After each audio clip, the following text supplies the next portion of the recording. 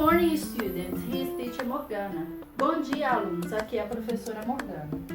Hoje nós vamos aprender um pouco sobre forest animals. Forest animals. Repita em casa. Forest animals. Nós temos aqui alguns animais. Nós temos birds,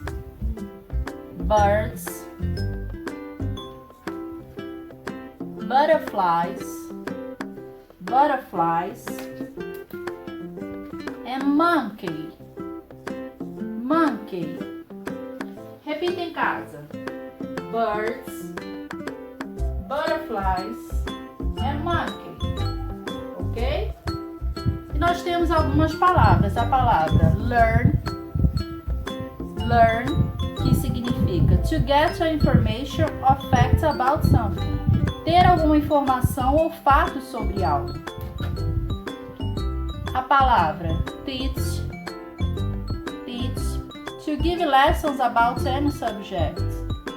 Ensinar sobre alguma matéria, algum assunto. E much, que significa a lot, muito. Essas palavras, elas têm a ver com o contexto da floresta e os animais que vivem na floresta. Para casa, eu peço que vocês me enviem um áudio pronunciando essas palavras. Vamos repeti-las.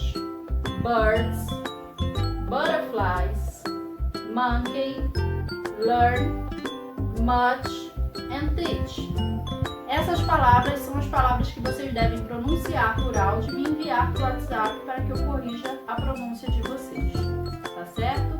Aguardo a resposta. Bye!